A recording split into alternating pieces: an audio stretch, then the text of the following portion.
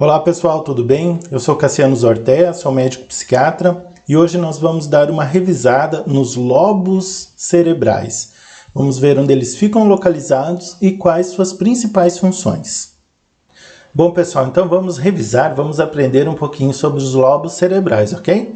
Então aqui coloquei uma figura de alguém de frente aparecendo o cérebro. O que nós percebemos aqui? Que o cérebro é dividido em dois hemisférios. Aqui então nós temos o hemisfério cerebral direito e aqui nós temos o hemisfério cerebral esquerdo. Essa figura grande que eu coloquei aqui do cérebro tem a representação por cores dos lobos cerebrais. Veja que nós estamos olhando de lado, é como se nós estivéssemos olhando uma pessoa de lado, como nessa figura aqui, certo? Então veja aqui, que esse lobo mais à frente se chama lobo frontal, esse em azul.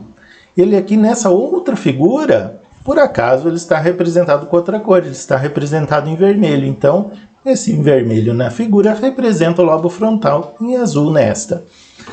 O lobo parietal, esse em amarelo, ele está representado também em amarelo nessa figura, só coincidência das cores, e ele está representado aqui.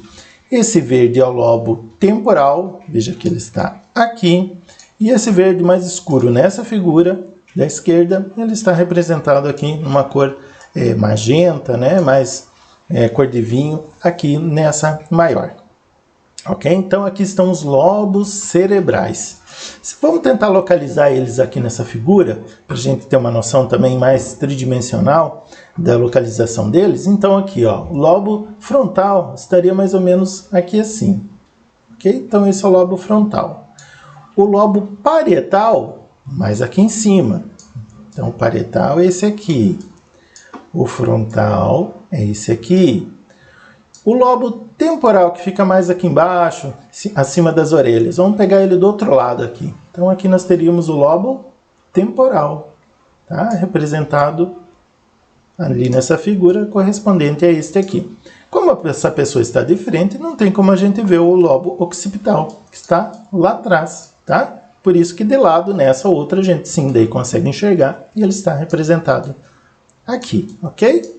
E o que são essas estruturas aqui sem pintura, né? Que estão em cinza? Bom, aqui nós temos o nosso cerebelo, tá? O cerebelo, ele é responsável pelo nosso equilíbrio, pela nossa coordenação motora, pela coordenação motora fina. O que é uma coordenação motora fina? Quando nós precisamos, por exemplo, colocar uma linha numa agulha. Você precisa prestar atenção, você não pode tremer, é uma coisa fina, uma coisa mais evoluída, né? Poucos animais como a gente consegue fazer isso, ou se não só nós. Então é uma coordenação muito mais fina. Então o cerebelo ele vai ajudar nessa coordenação, ok? E aqui nós temos então a região da medula espinhal que sai do cérebro, ok? Então ela vai descendo aqui, aqui vai formar a nossa medula espinhal. Claro que todas essas estruturas também têm nome. Nós temos uma estrutura chamada ponte, que está escondida aqui atrás do lobo temporal, nessa figura. Aqui nós temos o bulbo e depois, então, a medula espinhal propriamente dita. Algo bem interessante aqui do finalzinho do bulbo é que aqui ocorre a decussação das pirâmides. E por que esse nome? O que é a decussação? A decussação é um cruzamento. É aqui que ocorre o cruzamento das fibras nervosas do hemisfério direito para o lado esquerdo do corpo e do hemisfério esquerdo para o lado direito do corpo.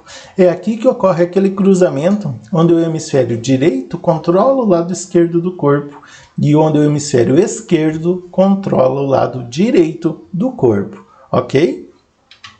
Então vamos dar uma revisada nos lobos cerebrais? Então nós vemos que esse azul da frente é o lobo frontal, que o mais acima é o parietal, que o mais abaixo, acima das orelhas, é o temporal, e que mais lá no fundo, na nossa nuca, nós temos o lobo occipital.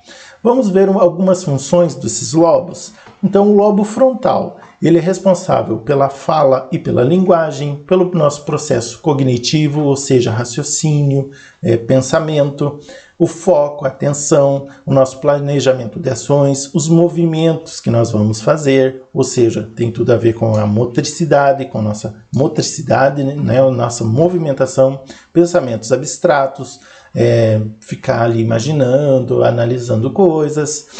Depois nós vamos para o lobo parietal, onde ele é responsável pelo tato, por sentirmos dor, sentir calor, a temperatura, pressão e também a gustação. Veja que o gosto das coisas, embora seja adquirida a informação na língua, na faringe, ela sobe até o lobo parietal para ser então processada.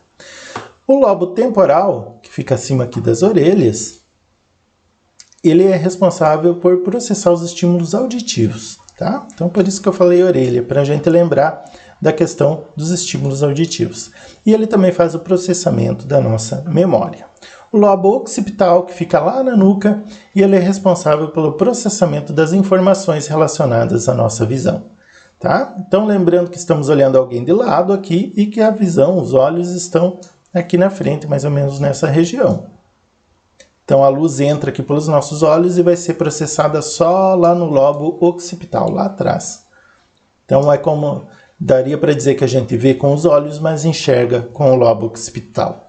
Se uma pessoa, por exemplo, sofrer um acidente e lesionar o lobo occipital, ela pode ficar cega, mesmo sem danificar os seus olhos, o seu conjunto visual, né? Que também tem o nervo óptico e tudo mais. Ok? Então, para ver como o cérebro ele é interligado, por mais que tenha essas divisões em lobos, não são estruturas independentes. A divisão é para ser didática, é uma divisão anatômica, para a gente ter uma noção, para quando a gente faz faculdade, né, de medicina principalmente, saber as divisões e estudar todas as estruturas do cérebro.